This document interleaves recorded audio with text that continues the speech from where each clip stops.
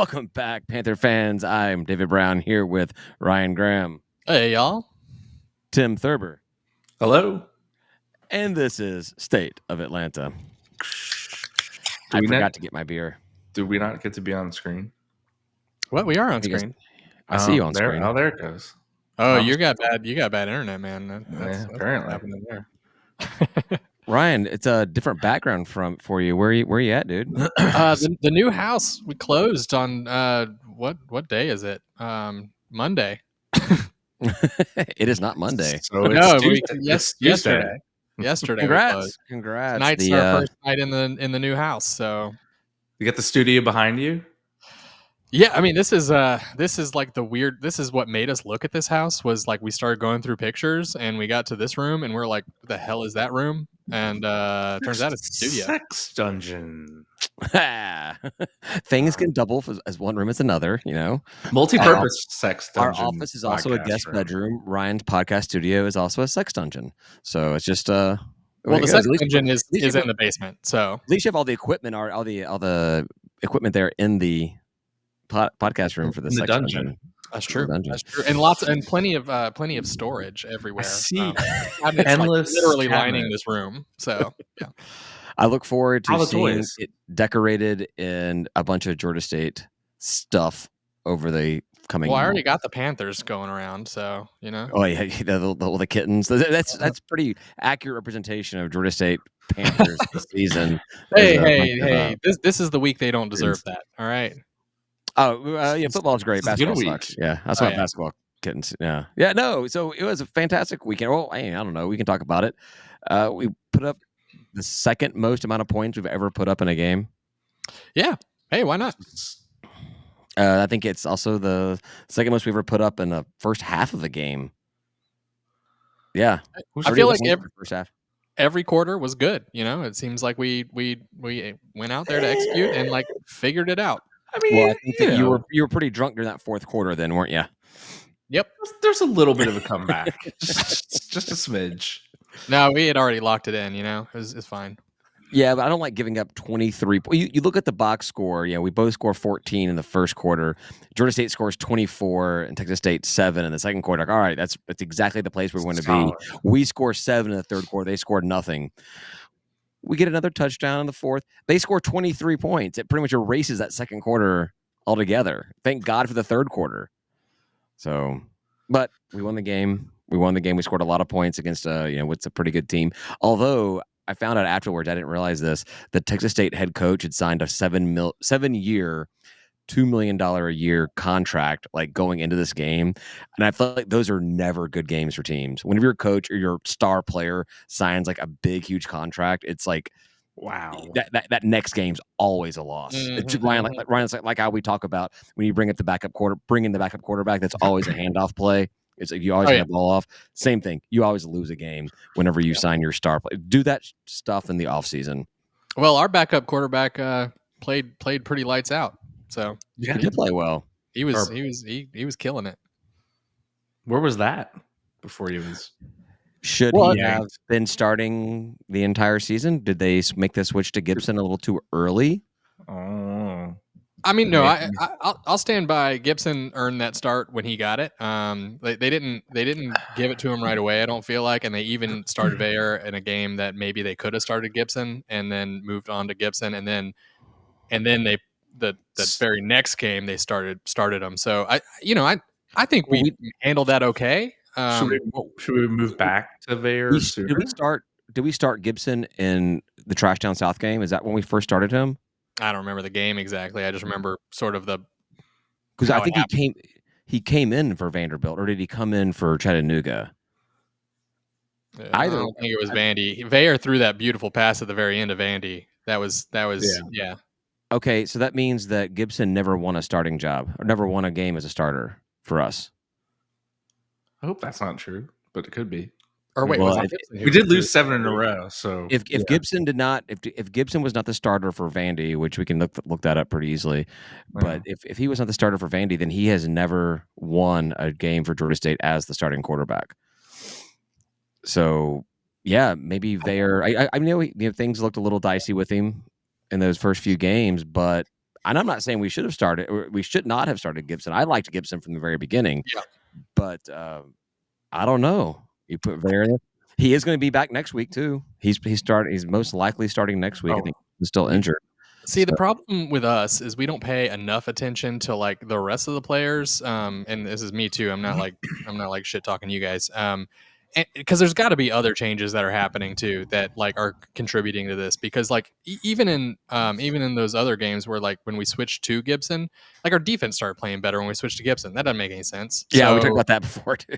yeah. So like I thought switching quarterbacks like I said, I think he earned it, but it was like I don't know if this is going to be like the fix that gets us there, and it clearly wasn't. So, yeah, I think coach has said something about we've had some injuries, which has caused some of our struggles as of late. So maybe somebody came back this game. Yeah, maybe someone's came back. I did look up our box score from Vandy. It was Ver the whole time. No one else. The whole time, yeah. Yeah. Okay, so they brought the. So we wouldn't have Gibson, taken Bayer out like. So they brought Gibson in, which staged the comeback against Trash Down South that didn't go anywhere. Mm-hmm. So I mean, at the time that Gibson got the starting job, I thought it was the right thing as well. I'm not saying that I was. I think we all did. He earned it. I should say. Like I don't know if it was the right thing, but he earned it. Like it seemed like it wasn't like questionable. Yeah. But it's one of the time. But now after Saturday's performance, now that the question should be like, was that the right thing? With hindsight being what it is, should have Vera gotten some more time, to play in the position? And we had how many games did I say it was? 4 of our losses were 1-score games or something like that. I mean that can be the difference of just a couple of passes. One pass really can change the outcome of that kind of game. So I don't know. McGee gets paid $850,000 more than I do a year to do this kind of stuff. So, yeah. So it looks like what game was this? We took it was ODU where Gibson came in. Trash Down South, he didn't play. He didn't play against Trash Down South. So it was all the way to ODU. So all right, so ODU is when he came in, and then he 6 for 6, 49 yards, solid. And then he lost the next 6 games, of which. Was it 3 of those were 1-score games, including. This is clearly on us. We wanted the switch. So, well, I think the problem here is that it feels like we still don't have a quarterback. We don't. Like we don't have a quarterback, right? Well, we don't have Zach Gibson next year, so he's done with. This is his last game as a college athlete. I don't think he has any extra time remaining. This was his one and done season, but I think Vayer does have 1, maybe 2 years left. I think it's just 1. Could be 2. He has a audition next this Saturday against Coastal. So how do you guys feel about? Obviously, the season absolutely just sucks. Round Donkey objects. ball. Yeah. Okay. We'll go with that one. Yeah. And it's a good win. Do you think the players really like rally or behind that big win and find a way to just like put the heat on once again to end the season? I know everybody wants to win. They're all competitors. They're all athletes. They don't play to lose. But do you think this game got their mindset right to be like, you know what, we can do this and we are going to win a game at home? I think they got tired of losing. I hope we all were tired of losing, but I think the players even more so. I mean, that's got to be deflating to lose 7 in a row. And then you kick some butt against Texas State, who's not a bad team. Not a bad team at all. They've not been that great this year. Not that great, but I mean, they're not bad. They were one of the biggest underperforming teams in the conference this season. There was a lot of win the whole thing, right? Exactly. They're going to take this crap and play in the Pac-12 with this kind of stuff. What are you talking about? They're not doing that. They got McLeod. They're can't even beat Georgia State. Can't even beat Georgia State at home. Come on, you lost to Georgia State in their trap house. Trap house. But here's the thing: we won a game, so I don't have to say again we're going to win the game, but we're going to win the game on Saturday. So Coastal comes in with a lot to play for. Coastal comes in with a lot to play for. They're playing for bowl eligibility. They need this win if they want to go to a bowl game. They need that. This is the weirdest stat in college football about 2 teams that play each other every year, and the home team has never won once.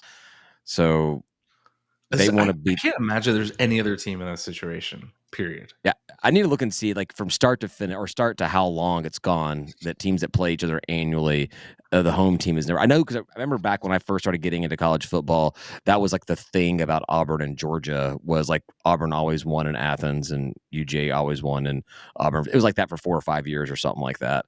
But yeah, but they go way back. So yeah, it's but they've like, been playing like longer than anybody or some Yeah. crap like that. I'm just saying.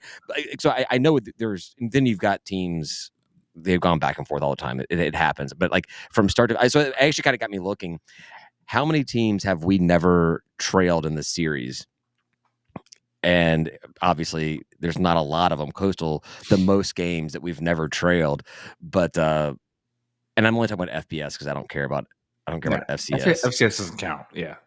So the only other team that we've never trailed in the series was UConn, who we played this year, because we beat them one. Or it's Army. Army is the most games. Army, we've played them 3 times. We won the first time, lost the second, won the third, never trailed. Never playing again.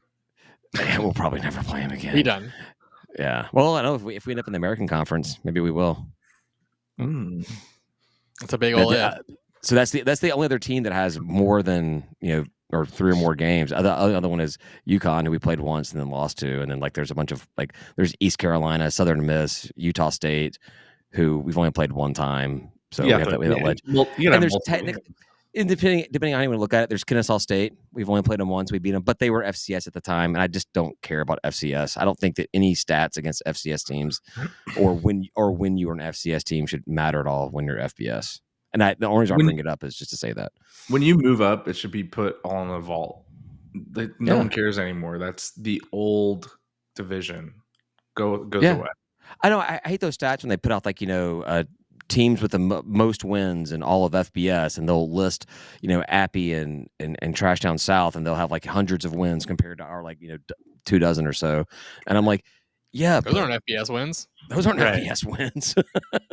I mean, we still have less, but those wins don't count. And you don't even count the wins where they have their upsets. I would not even count Appy State's win over Michigan as an Appy State FBS win. They were not an FBS team. It's an FCS upset. I call it just an FCS upset. I might even count that as 2. You count it as 2. So does TDS's win over Florida count? Yeah. No, they didn't complete a pass. They didn't complete a pass. It wasn't a football game. It was just a game of tag. There was a time when football did not have forward passes. Yeah, we didn't play football back then, so I don't give a crap about it. you started caring about football in 2010? Football began in 2010 as far as I'm concerned. Actually, no, football didn't begin until 2013 when we were FBS. I'm actually fairly certain the forward pass originated at Georgia. Was it at Georgia? I thought it was like Rutgers. Or no, Rutgers is where he started Rutgers invented football. Or not invented, but they started playing like they're the ones. Football. Right. Wasn't it Lombardi or something like that did the whole thing? Or yeah, we can check this later. I don't know. I thought it was Georgia though. But I'm a Georgia fan, and I pay attention to other Georgia fans, so it would make sense that a Georgia fan might say that. It definitely sounds like something a fan of a program like Georgia would say. They ain't never thrown the ball forward till we did it. Bradbury Robinson, St. Louis University's from Bellevue, Ohio, throwing the first legal forward pass on September 5th, 1906 against the great Carroll College. And who was the head coach of that game for whoever the hell you said? Did it say? Where to see? I don't know. St. Louis quarterback, known as the Eddie Koshams. Not Lombardi. Oh, okay. I thought it was something like that. I thought one of the big father of the forward pass. It's your mother. Oh. It's funny. None of us. She was right about any part of the story. Tim, she was the receiver of the forward pass. Ooh, I'm gonna start telling people about Georgia because I've been spreading this information. Sorry. Hey, there is one piece of information that will be truthful this weekend. Okay. No Coastal Carolina fan will shit in your toilet. Yes. Well, I don't know. Well, there's still a chance, though. You've challenged me now, Tim. I could actually, I could go over and I'm going to break into Ryan's house and have someone crapping his shit. No, you should tweet it out. Free toilet shits at the trash for Coastal Carolina. I do have locks on my doors. If the door seems locked, just kick it really hard. They've been a little rusted out. Oh boy. Oof. Anyway. But one thing will hold true is if we somehow do manage to lose this game at home, we will still not have a losing having a losing record in the series. Yeah. Losing Nice. record in the series because it would just be even back up again. So I think we got a good chance. I mean, it just really depends on what team shows up, and there's a really shitty team, and they show up for quarters at a time occasionally, and those quarters at a time are enough to screw us over. So we'll see. yeah, we have so we're coming off of one win after 7 losses. They're coming in 1-5 over the past 6 weeks. So it's not like they're that much better, Right. but they did beat Appy State at home and Old Dominion at home. Mm-hmm. Two teams that we lost to both on the road. So I don't know how that comes in. They put up 45 points against Old Dominion and they put up 38 against Appy State. So they got a good offense, is what you're saying. Yeah. Yeah, but they, in their losses, they've not put up a lot of points. They just came off of a loss to Trash Down South. They put up 6 points. Oof. I don't know how that happens. I think it's weird. I mean, all my bitching about the Sunbelt scheduling, I do feel like it's weird when they do schedule teams in the East or any team in the Sunbelt to play both Trash Down South and us in back-to-back weeks. There's got to be some kind of like Georgia fatigue from fans. They're kind of like, the hell, didn't we play these guys last week? Just play both of them. It's fine. It's the same team, just playing it back-to-back, home and away. Could you imagine if there was like a West Coast team that drew Trash Down South and us for their last 2 games of the season, and then that team ends up playing one of the 2 of us in the play us because they won't make it, plays us, so they would play the 2 Georgia teams 3 times in the season. Like that would just be like, that'd be insane. Is there anybody else in this conference? Any other state that has schools in this conference? It is all Georgia teams. And we have other, obviously, most of the states have 2 schools in it, but for us with the same acronym, as far as, that whole history is gone or whatever, I just feel like it's probably just, internalized bias or something like that. I just feel like it's weird when you've had to play both of our schools back to back. So completely. I mean, I wasn't going to talk about that, but I just noticed that in they do it in basketball too, don't they? At times. Well, that was that kind of travel thing, that travel partner thing. So when you flew to Atlanta, you would play us and then play Trash Down South, and then the other team would do vice versa. That's kind of more reasonable because every team was doing that. When you'd fly to Louisiana, you'd play Lafayette and Monroe. And I guess there's other states with more. Well, they used to be like Texas State and San Antonio, Arkansas State, and Little Rock. They've kind of gotten away from it a little bit, but they still think they try to make it happen.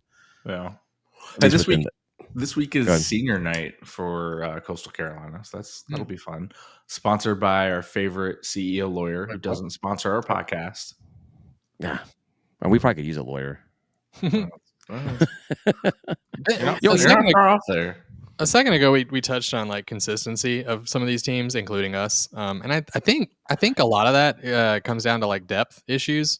So like upper tier programs, you get like Georgias and Alabamas and all that. They have like nothing but 4-star, 5-star players. Alabama, we talk about Alabama. They couldn't even beat Vanderbilt. Georgia State beat Vanderbilt. I'm just saying, there's like true. So that'll lead me into the next point. But like as they rotate out players all the time, they're constantly like rotating out defensive players, linemen, backfield folks, and all that.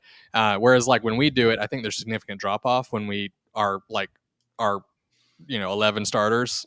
As soon as you rotate one of those guys out, there's like a significant drop off. So you might like plug some holes every now and again, but like you got to play more and you get more tired. And so I think that probably is a lot of the consistency. I was also thinking about playing P5 programs. And I bet that none of them, I know they give it lip service, I bet none of them prepare for their G5 or FCS games at all. I know coaches say, we don't overlook anybody, blah, blah, it's blah. A good team. It's a good, well-coached team coming out of the state of Georgia. And, it's a fertile recruiting ground. They've got good talent on that team. Yeah. You can't overlook that kind of team. They'll get you when you're not looking. That week to coach up the basics. And that's what they do. And then they go out there and they say, look, we're going to play a pretty vanilla game. We're going to try out some stuff probably. And at the and what you see is like G5 and FCS programs generally do pretty good for like a quarter or two, and then they start falling off, and it's a depth thing again, Right. and depth usually handles it for them, and that's fine.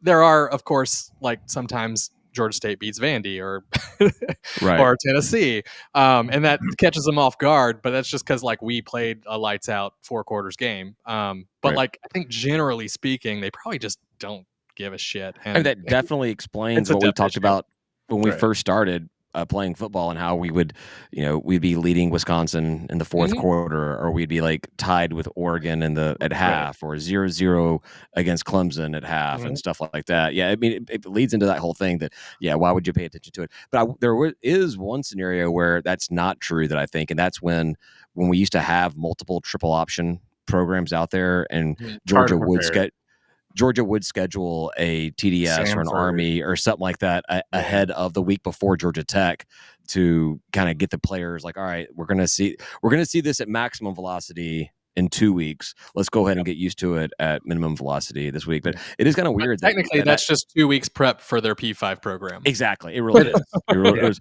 It is weird. Like the triple option thing is kind of becoming a dead thing. The programs that were known for it are not really. It's just in the FBS. Is it really just Army that's still doing that style of play? The academy is kind of like it, right? In general, like there's one other team, but like it's definitely fallen off from its presence before. And I would just to add to what you were saying, Ryan, it's like our room for error is razor thin in those games, and it is razor thin not just for our program that doesn't have the same depth that maybe some of the top tier teams in the SBC have, but even for them, for better teams in the Sun Belt, when they're playing their P5 opponents, they can't make mental errors. They can't. Their subs have to be very limited. They got to stick with like their core, starters as much as they can, because one false move, one mistake. I mean, we've seen it in some of our games against South Carolina, Auburn. There's a little bit of ref help there, but one small mistake, one missed tackle, one guy that just doesn't follow all the way through, and then that lets that P5 team just surge ahead and then potentially, obviously, win the game in some cases. But then sometimes not. Like Tennessee, we played a complete game end to end. Did not make mental mistakes. We're very focused and had a great quarterback who also led us to victory. That Dan run. Oh, it's Tennessee, still that one run. Yeah. Tennessee had no answer for Dan Ellington. They did not know what they got themselves into in that game. And by the way, we have like our DC and OC were on staff at Tennessee for that game. That's not a good thing.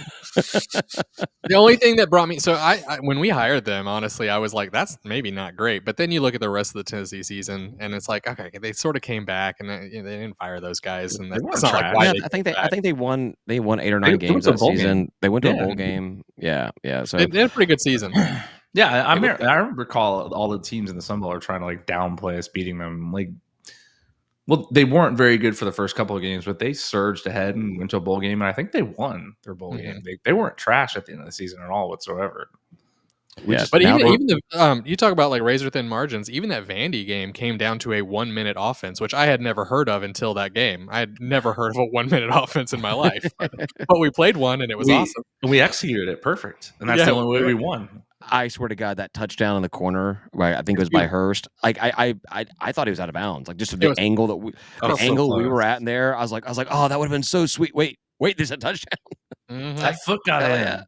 Yeah. Those pylons, that invisible line that goes straight up from that pylon. It's a magical sight. Invisible sight, but yeah. So you guys are feeling pretty good about this game. You think we have a legit shot on take this one? You think the guys are amped up, prepped for it? We break the curse. Vayer is strong. Take the W. How's the defense going to play? Ruin Coastal's bowl hopes. Not good. A lot of points. A lot of points are going to happen. We're going to score a lot of points. They're probably going to score a lot of points. I think they're definitely going to score a lot of points, and we are going to either win and score a lot of points or lose and not score a lot of points. I don't want to watch that ladder game. No, that sounds boring. I mean, with this team, I mean, what do you mean cover my bases? Like it's like a 50-50 coin flip at this point. I mean, it's exactly. And if you call both sides of the coin, you're covering your bases. Yeah, it's less than that. We're gonna win the game or lose the game, but something's gonna happen. I'm just describing what happens when you flip a coin. I'm like, oh, it's gonna be either that or that. It will not be a I mean, one-score win or loss. How about that? I could see this game going any direction, like you said, Ryan. It could be high-scoring game that's close. Could be a blowout on either side. I think that a blowout Georgia State win is far less likely out of those other options there. But I could see McGee really rallying the guys after this win, and it's the last game, and it's a senior night. Finish strong, right? Finish strong. It would be cool to beat them at home, though. That would be pretty great. I don't care to keep that stat. No, I know it's so bad. It's neat, but I'm ready for it to end. Well, and I want to be the team to break it too. Yeah, it was like in the NFC South where no team had won the division in back-to-back years. I'm like, this is a horrible thing, but the Falcons have got to be one to break it. And please. I think we'll be up 2 games, right? if we win at home in the series. So, Tim, I don't think you said this, but you may have brought it up that somebody else said it when we were watching the game the other night, or just talking in general. So if we do when we do beat Coastal this week, their bowl chances are gone unless one of those 5 and 7 get in, whatever. So we're defeating ourselves by not getting the extra bowl money through the conference, right? Don't care. Here's my thought on that. You want the bowl money? I don't trust our administration to use that little bit of bowl money better than I trust our conference mates' athletic administrations to use their little bit of money. So I would rather take money away from them than us all share an equal slice of the pie. I just don't think that we would. I don't think we would do anything with the money. I don't think it would be a good return on the investment. I think a win and losing the money is better than a loss and getting the money, as far as what it means for the program, for what our administration is going to do with the program. We could buy a ribbon and a shovel and use it to break ground on the baseball stadium. Oh, baseball stadium! Did they break ground? Did we break ground on that? Is it broken ground? Not yet. We still got time. We got till the end of the fall. So end of the fall. When is that? It's December something. We're approaching. It's like December 11th ish, somewhere around there. It's not gonna happen. So December 5th when we host Kennesaw State, we can break ground, right? we are out by the magnolia tree. We just walk down the stairs. And I'll bring a shovel. I got a pickaxe. Right there. It's right there. I got a pickaxe. I don't know why I have a pickaxe. I think it was like left in my old house's yard by an old miner that was traversing Atlanta. I was wondering on that cover photo, who was the one with the pickaxe and who were the ones in the background cheering them on? I always wonder when you have the 3 Panthers in those AI generated thing. I'm like, which one is which? I just say 3 Panthers. I say, give me 3 Blue Panthers doing something. And then I go through like 40 different pictures because it doesn't give me what I want it to give me. And I don't know. I made it so that the other 2 Panthers that were onlooking were drinking. So really, that one of those 2 onlookers is probably me. Because when it comes down to doing actual work or watching someone work and drinking, I'm probably the onlooker. So it's probably one of you guys. But me and Tim have both expressed that we do not want to use a pickaxe on anything that was built. We would like to use a shovel on dirt. Yes, we prefer to. Well, I guess it was me. I like breaking the law, but not like that. December 20th, guys. That's when we're gonna go down there. Friday, December 20th. Go down and get ourselves a little arrested. Sure. If you're 1 or a 0, David, there's not a little or a lot. I was a little arrested once. A little arrested? How does that work? Is in Buckhead. I got taken to like a little like mini substation they have underneath all the bars and stuff, and then just said, "Go home." But I was taken off of the streets, put down there, and they literally were just like, "Just go home." I'm like, "All right, cool." So that's kind of that was super nice of them. That's kind of. I got into a cab. The cab driver was all about it, but I didn't follow the cab line. Like there was a line. You cut people. This is how long ago there was no Ubers, so there was a cab line, and I just got into a cab. And the guy was like ready to pull out, and the cops pulled me out of the car. So cops pulled in. Pulled me out. You were getting into a cab, and the cops pulled you out. I was pretty drunk, Ryan. Something along those lines happened. Oh. Because you were going to the wrong cab, or because you were cussing them out or something? Was there women in the cab? No, because I was disregarding the fact that I wasn't allowed to get in the cab. I had to get into the line. This is police I had to overreach. follow I'm upset. Yeah. You should call somebody, write your CEO congressman. lawyer. Call CEO lawyer. CEO lawyer. He's your guy. Yeah, it's been a minute. It's been before Ubers. It's been that long at least. Right. So. Yeah. Maybe you just put it behind you. I don't miss those days. I really kind of forgot about it till just now, to be honest with you. Yeah. I've only been to jail one time, and it was I actually gave one of my friends a ride back to my place Crack. because she was really drunk, and I was like, hey, like, you need a place to crash, it's cool, I'll bring you back in the morning. And I did. And then when I was leaving, dropping her back off at her car, I had into cab rear-ended somebody and didn't show up to court, and it was like 2 years later, and they were like, you have a bench warrant. And yeah, but the cop who arrested me was like, oh, you should definitely fight this because, you know, this happened like 2 years ago and they didn't put this in the system until like last month. So and I was like, well, if you think I should fight it, maybe you don't arrest me. He's like, I have to. I'm like, you don't have to do anything. I don't have to do anything. Exactly. You just let me go. You're making a choice right now. We all make choices. Well, also at that point, I'm like, I need your badge number because I'm going to call you as a witness in my. You told me to fight They this. should have. They should have not let this happen. Yeah. I was like, could you at least loosen my cuffs, man? This hurts. You know, like, you don't even think I should be here. Oh, come on, Ryan. I know you were asking me to tighten them. Don't even get a handy. What's going on? Tighten the cuffs. Tighten them harder. They did when I was like getting booked, like while I was waiting to get booked, the booking officer or whatever, she was slamming hot, super hot, and we just sat there and we started. So you were still drunk from the night before, is what you're saying? We started talking about Star Wars because she was like really into Star Wars too, and I'm like, oh man, this is great. And then she was like, you just want to sit out here for a little bit instead of going back there? I'm like, yes. You're like, yeah, that sounds good. I'll stay out here. It wasn't all bad. And that, kids, is How I Met Your Mother.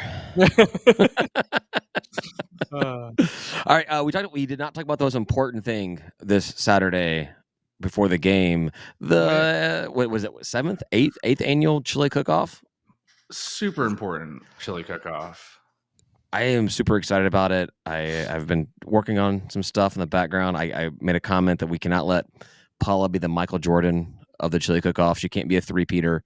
So we got to take her down. So everyone bring out your best chili, and on Saturday we'll do tastings begin at noon. Winners will be announced at 1.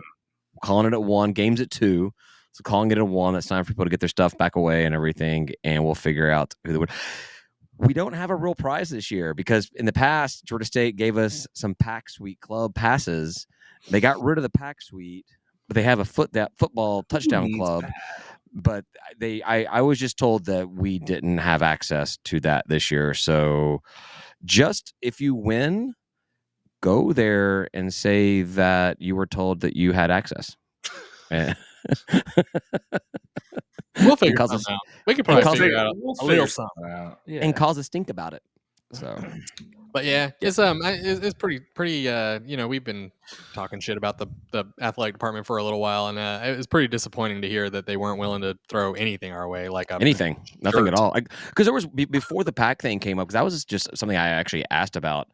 And before that, they gave us like a little, price pack. promo pack. It was like, it was all garbage stuff. It was like a couple of golf towels with the Panther head on it, some koozies, but it was actually done in a little basket. It was done nice. It was fine. But then I was like, oh, let's enhance it. Let's make it something that would convince people to donate more to the pack, and let's give pack suites. And that was cool. We've done that for the past, I think, 4 or 5 years. We've had pack club access for the winter. Like that, oh well. Yeah, and I know the development staff, spend some time in the I don't know if it's hospitality or whatever they call that thing now. They basically invite people that they want to chat up for more donations, it seems like, and it's a good opportunity to kind of reach out to somebody new that you might not have known or whatever, and they won't eat much, right? They filled up on chili right beforehand. Yeah, they had like 20 chilies before they got there. The only thing you need to worry about is them having access to the bathroom up there.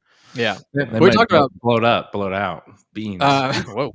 But I mean, basketball hospitality, we were laughing at that because they're giving out 2 drink tickets per game. for everybody now, and we're like, oh man, they're going to give out a whole 12-pack. Like, man, that's crazy. They're going to spend so much money on this.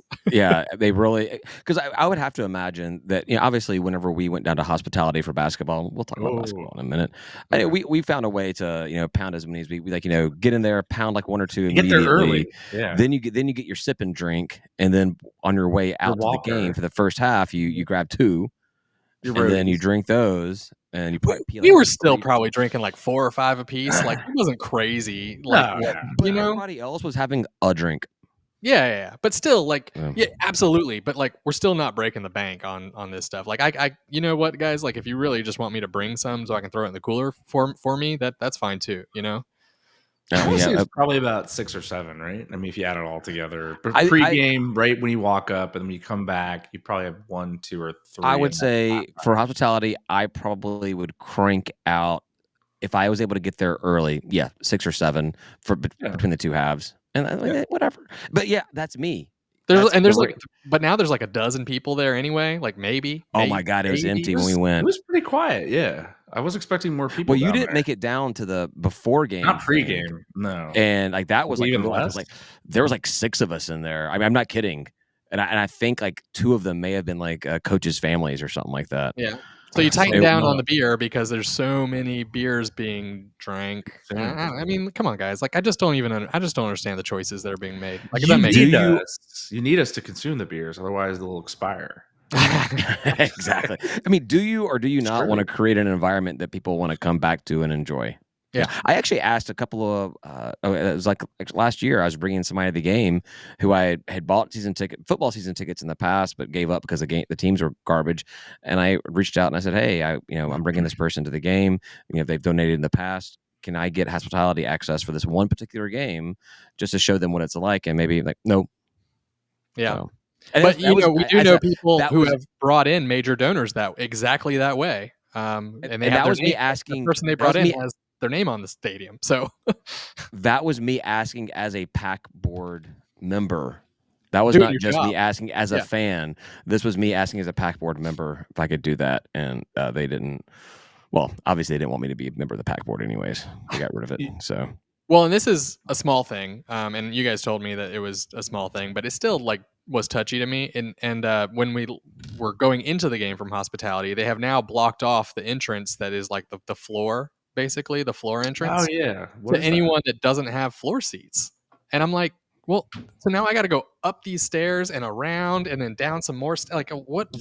Why? Was there like a big problem with all these 6 people like coming in that direction and like stealing seats or something? Like, what purpose? If the lower bowl was packed, filled out completely, I can get that. It creates a bit of a problem. But still, we're talking about, like we said, Ryan, there was a half dozen people that were in the hospitality suite that were leaving at kickoff or tip-off time. Okay. And most of us had seats right there at that first little row that goes up when you come out there. Exactly. I don't know if the courtside people complained that people walked behind them or something. I don't know, but they weren't. There's only 4 or 5 of them. So did you walk out that way, but you couldn't come back that way? No, we couldn't. We had to go up the escalator or stairs. Okay. Stairs. We had to go up the stairs and then walk over to our section and then go down the stairs to get to our actual seats. And then they had the area roped off. We couldn't actually walk down the stairs closest to us because they had that section roped off for the empty club that they never use for anything except for when App State comes and Charlie Cobb entertains his App State buddies up there. The weird part was that at the half when we tried to go down because we had access, the lady didn't want to let us down. She's like, "Where's your pass?" I'm like, "There is no pass. We have." Oh, we had wristbands though. Yeah, well, I didn't have that yet. He had to go get his wristband. He had to get his wristband. The wristbands were down below, so she like pointed out she wanted these passes. I'm like, I have hospitality access. There's no pass. Yeah, I don't know what to tell you. They have a list of names on it, and you get a badge. You get a wristband if you're on the list. They don't even have tickets anymore. Right. I was like, they didn't instruct you properly because they messed up so bad where they gave everybody hospitality access that didn't have it. Look, last year, that's a shit show. If you're managing such a small amount of people, I think pen and paper makes the most sense. Like that, I have no problem with at all. I just don't understand these priorities of like cutting back on amenities for people who are even donating. I'm still salty about that, by the way. The whole this is club and you're going to get club access and you're going to be able to go to the events. And then all of a sudden it was, oh, this isn't club. This is premium. And well, you don't get hospitality access either because too many of you, which I don't see that there's too many of us. Well, it's too many for that little small space they have in there. If you go back and look at what it was at the sports arena when they would move the seats back. Yeah. I mean, like, there was upper deckers. That's good one. Upper deckers. There was more people up in that small space than there was that could fit in that tiny little classroom they have where you're putting them. But I think what they should do is that area behind the student section, that big, huge, flat area where the whole window to the city is, kind of put tents and barriers, ribbon things up over there, and make that the area. So, and they say they want people to actually go to their seats or whatever. Oh, you can still close off selling or giving out the drinks at halftime or at tip off and everything. Right? Yeah. Yeah, but create that area over there. And I've said the entire time, if you want to increase donations to the PAC, students from a freshman on need to see the PAC and it look like something that's cool. That's what when I graduate, I will take all of my student benefits now, my free tickets, my prize giveaways, whatever. But when I'm a graduate, when I'm an alum, I want to be part of this cool crowd that's having so much fun at these games as adults and job goers and all that kind of crap and really enjoy it. But no, they keep the PAC as some kind of like private secret society and no one knows what it really is. I mean, did they think they were joining a different conference when they saw the whole thing? Like, what the hell was it? Before you worry about people getting to their seats, maybe you should worry more about getting people into the building. Yeah. The number one way to get somebody into their seat is get them in the door. Yeah, exactly. Exactly. Let's work on getting people in the door and keeping them there. And I loved. I'm very against this idea that we need more people to go to their seats. I'm like, well, if I have a seat or if I have this extra pass and I want to stand up here and enjoy a drink and stand around and watch the game from up there, that should be fine. That's fine. I mean, honestly, I'll give up my seat if that was available and you can sell it to somebody else and I'll just buy access to that. And that's fine. It's a struggle that stadiums are having all over the place because they did the same thing at Mercedes-Benz for Falcons games and Ryan or Tim, tell me if I'm wrong. For United games, they build these stadiums and they have all these fantastic amenities that attract people, and people want to go and they want to go sit at that bar. Or they want to go do that thing during the game, and that means there's a seat empty out there. So then they start just allowing people to have general admission to come into the stadium, but not have access to the game or to the seats. And now you just create the concourse as a madhouse because the people that have seats are doing the cool stuff. And then the general admission people can't go to seats. It's like there needs to be a workaround there, They need make a general admission section that's like first come, first serve. I think bring they servers to you. Just fight. Just like everyone fight. I will say though, when we were at United matches, we sat in the other side of the stadium. I absolutely love the in-seat ordering. Like you just order a beer and it just magically appears in front of you. I've had you don't get up; it just comes to you. Well, Braves games when you get that when you get Ryan's tickets for the Braves games, you get to just order your Coors Light and it shows up 45 minutes later. Yeah, it's a little slow, but yeah. It was fast at United. It was the best thing ever. You buy one, drink it, and like you're they only have you just order another one. They only have 45 minutes per half to get to your drinks. Otherwise, like that game, that's one thing. I mean, I have a hard time getting into like soccer, just the nature of the sport and everything. But man, the fact that we get those games in and over with quickly without the timeouts and everything, that's very un-American. Yeah. I mean, I'll say for our basketball games, I mean, I would go to our basketball games no matter what. I love basketball anyway. But I did like the perks every so often with the PAC that we had at the sports arena. And, the allure of the club was like, well, now I have this perk all the time, not just sometimes. And then it was nothing. Yeah, they yeah. Well, and if you want it, you got to donate what I feel is exorbitant. It's too high. Yeah, for, I mean, like for who we talk, are right now. We talk about all the time when they first started doing the on the bricks tailgating. We talked about how we could not wait until we were priced out of that. But being priced out of that meant that it was so packed. They had so many people wanting to come there that they could just jack the prices up, and it would fill up. Right. And it would still fill up. But now what they're doing is they have that sports arena. What we had 4,000 people for the Tech game, and that's the highest attended game we've had there. Right. Okay, the thing seats 8,000. So we didn't even sell it or do it halfway sold out for the team down the street. Granted, we had a football game that day, and what a horrible scheduling that was. Yeah. Day. But I don't remember most of that Longer game. for some people, apparently. But you don't start jacking all you're doing is milking the exact same people that have been giving annually. I almost said giving annually every single year. You said jacking and milking and then annually. Like, I'm like, okay. I don't think I said that. I don't think I said annually, Ryan. I think you're putting something in my mouth there. I don't think it's what. But they keep on going back to the same well over and over again, going to the same people and trying to squeeze more money out of them, and they're not giving those people anything extra. Mm-mm.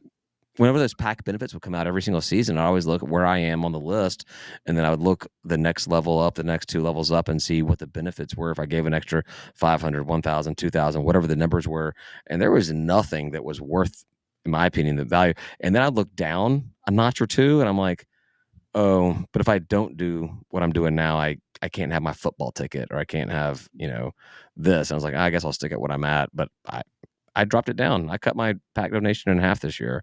Yep. I didn't even buy basketball tickets. So no one asked you to buy basketball tickets. No one asked me to. It's true.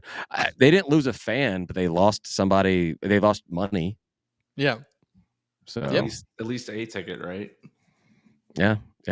So let's talk about basketball games, shall we? Right. Yeah. Yeah. Well, I actually know nothing about this tournament that we played in. So real quick, before we get to basketball, football, chili cook-off, that thing behind you could give one of those away as a prize. If you decided to. Other side. The drawing of my daughter's drawings from the basketball game, absolutely. I got enough crap. I have drawings everywhere. It's like right there. I can see you have it. A box of t-shirts or something? The box above that. The flag? The flag? No. Keep going to the just tell me what towards the poster. What's that thing hanging out of the box? Oh. The box. Shirts. Oh, is it shirts? Yeah. I thought it was a scarf. Oh, the scarf. It's gonna be cold, right? I got scarves. That would be an amazing prize. If that's a good prize to give one. I'll give some scarves away. It's gonna be cold on Saturday, so it's like a perfect prize. Yeah. Yeah, I got some scarves. I'll give scarves away. 2 scarves to the winner. 2? Well, I would give 2 Pack Suite tickets away, so I might as well give 2 scarves away, right? Well, it'll be Paula and Brett, so can't leave Brett. They said they're giving the prizes to the second place winner.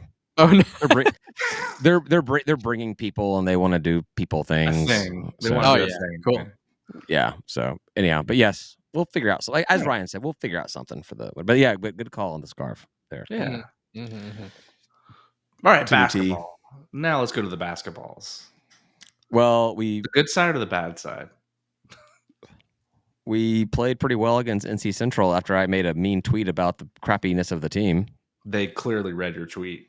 Totally. It actually got better before the halftime, didn't they? Yeah. For most of the game, we were shooting 69%. Oh, nice.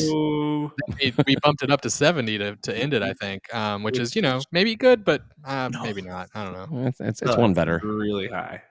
That's awesome. So that game, like, I got so frustrated because it was a little close, and all of a sudden it got like really out of hand. What it seemed like out of hand at one point, and I got really pissed off. I got really frustrated. It's just third year of Coach Hayes, and just this team has just not looked like anything we've had. Zoom in on Tim, and I don't know why I zoomed out all of a sudden. I think it's because I did that with my hand. I got pissed off, but then I made a hateful tweet. And we had like a 17-point swing or something like that. We went into the half leading by big. We won by big, and it got me thinking, like, maybe this was the turning around for Coach Hayes, and That's before the Jacksonville thing happened. But it got me thinking about, whenever we start feeling good about ourselves, we just always end up, screwing the pooch, whatever. And you guys, I'm sure you guys both watch those SEC short videos. Oh yeah, all the time. And the biggest nemesis of Georgia is Hope.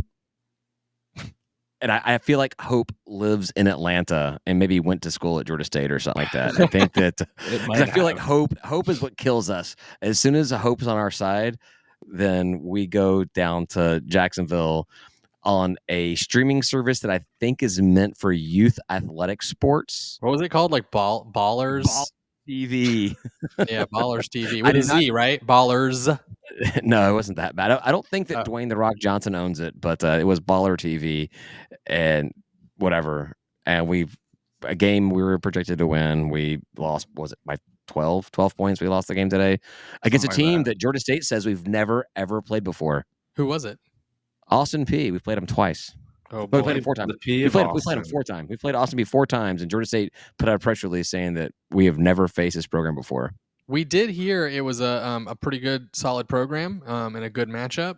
At the hospitality suite before the. That's what that guy says. He says I know. all the time. I'm tongue in cheek on this. He couldn't even name the rest of the people in the tournament, and I was sort of like, I don't think you care too much about this tournament. One game at a time, Ryan. One game at a time. It's okay not to care about it, but he was trying to sell us on it and didn't know much about it. And I'm like, well, don't try to sell us on something if you don't care. That's fine if you don't care. I don't particularly care about playing Austin Peay, so I understand why you wouldn't either.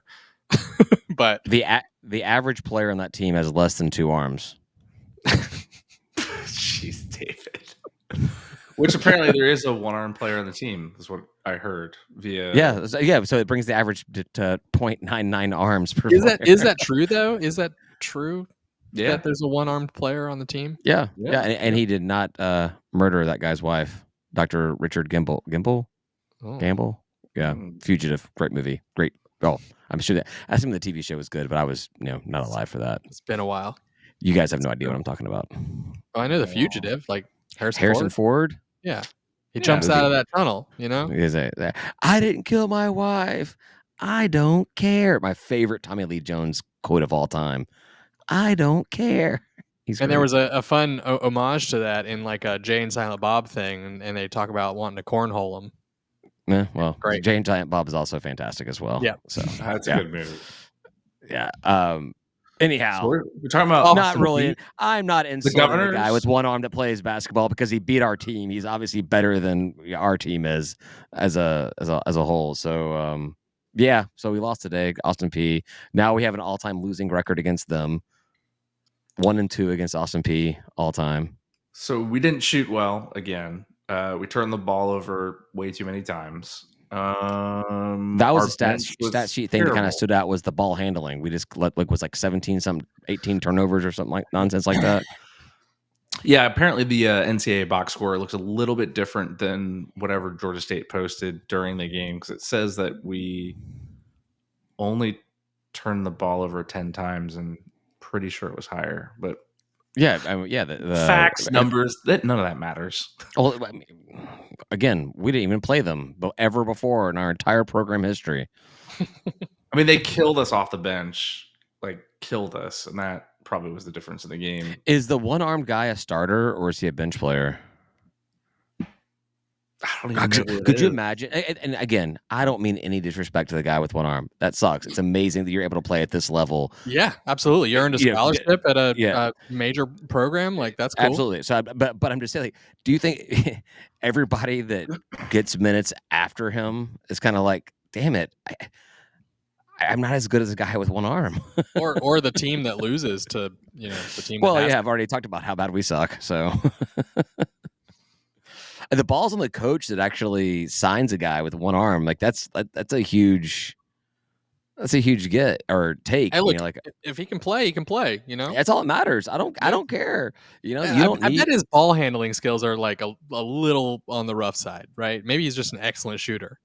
Dude, when people are born with or grow up with the things that you and I, the 3 of us don't have or do have or whatever, they find ways. I have seen people that are by the way, painters with. He did not play? All right, No. fucking screw it. Oh. All right, screw this conversation. He didn't play. That guy sucks. I wanted to He figure it can't even out. play in a Jacksonville Classic. Well, I thought it'd be cool if he's better at the half court than he is at the 2-pointer. You know, like in the paint. I should say. I'm not a basketball guy, so yeah. 2-pointer, half court. I mean, we knew what you were saying. Yeah, he did not play. I was kind of curious though when I saw that message in our group chat. I was like, wow, that's actually pretty amazing that you're playing basketball with one arm. I mean, or earned a scholarship. Well, there's that coach. and There's a that, scholarship. for sure. Yeah. There's that coach for the 49ers or something. He's like a quarterback coach or a receivers coach, and he's a one-arm guy. And there's been like some off-color comments about like I guess he's not a receiver, blah blah blah, whatever. But they show him he's the guy that before game start when the quarterbacks are practicing a few throws, getting warmed up and everything. There's always the guy that catches the ball and then hands it to the quarterback because God forbid the quarterback catch a ball and jam a finger or something like that. Yeah, no, it's the one-armed coach. He's catching it with his one arm and then like tossing it to the yeah. So actually, I think it was the wife of the coach that was like it was like her TikTok or Instagram story that I saw. And I bet he can't catch. And she's like, supposed to video of him sitting there before games, catching balls, tossing it at the quarterback over and over again. So yeah. My point was people with disabilities are a lot better at doing a lot of stuff than those of us without because they've had to overcome all that kind of crap. Yeah. That being said, if I ever lost my right arm, I would never be able to sign anything ever again because my left arm is absolutely the most worthless part of my body. And I can only say that because I have 3 kids. That part works is what I meant. Oh, okay. I'm like, I'm not following. Yeah. Well, you got 3 legs though, so you're good. Remember I said it was just I only had 1 leg. Oh, it's true.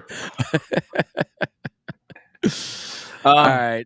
But I will say that Georgia State did not make a mistake. Our own website says we only played 1 time. So we have a faulty database. That's all this is. No, yeah. So I that's the first thing I did is I went to Georgia State's website and I went to the history on the schedule for both Tulsa and for Austin Peay, and both of them had no history. But if you go up into the more section and you go to stats or news or something, there's a link that takes you to media guides, and I went to the 2024-2025 media guide. And I searched for Austin Peay and I searched for Tulsa, and I found that we have played Austin Peay twice. Austin Peay 4 times and Tulsa twice, most recently in 2003, I think it was, where we beat them. I think it was considered a home game, but then John was telling us it was actually up at Gwinnett or something. Oh, it was that game. I remember that. Yeah. But one of those, I think one of the Austin Peay games was like in 1979 or something.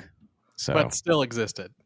Yeah. Yeah, with the game still happened. There was 4 games against Austin Peay, of which we've won 1 of, and then there was 2 games against Tulsa, of which we've won 1 of. Both of those are in our media guides. It's just that our website is not updated to have that history.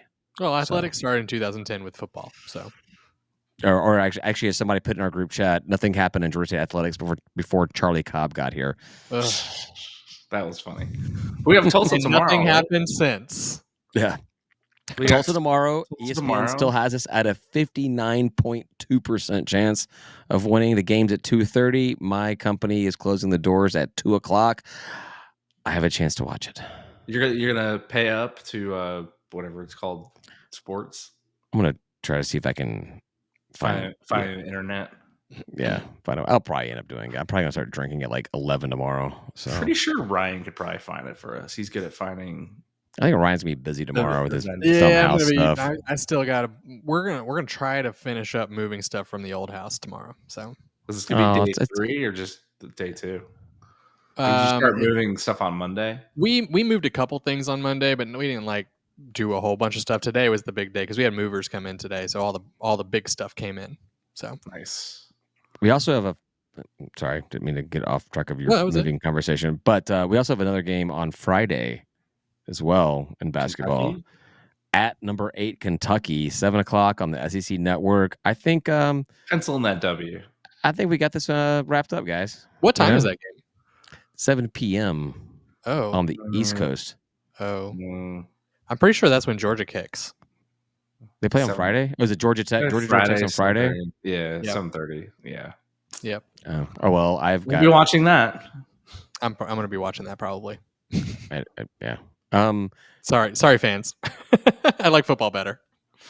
I'll watch Georgia. Oh, I got more than one TV in my house. So I can watch more than one thing at one time. Oh, nice. So there you go. I like it. But I'll probably watch the Georgia State game. That's fair. Yeah. That's a good idea. I'm not a fan of Georgia or Georgia Tech. Yep. Although I'm a fan of this game though. It's an interesting game because Tex hasn't been this good in a long time. Yeah. And Georgia's over there not even wanting to play in that SEC championship. So they're like, crap, I got to do this. And then that game, F my life, So. The craziest thing is they could lose to Tech and win the SEC and get in.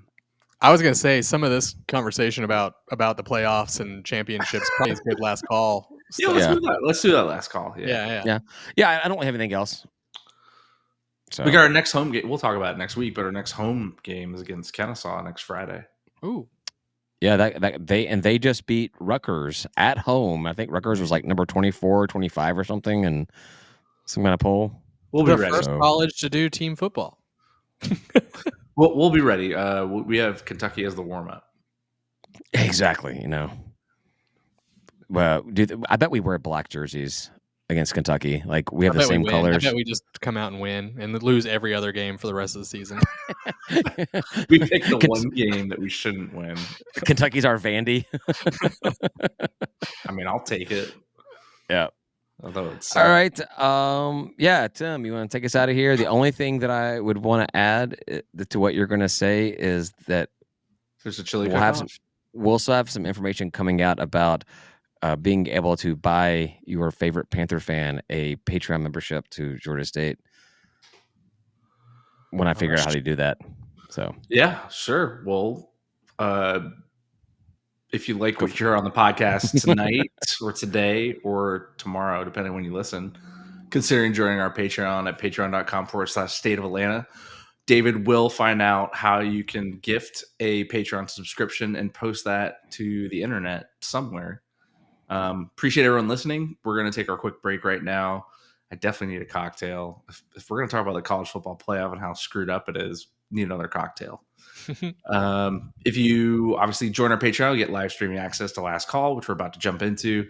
Discounts on merch like David held up, even though you can't buy that. It's a very exclusive scarf. Only to be won this weekend at the Chili Cook-Off. Group chat action, which is lively today.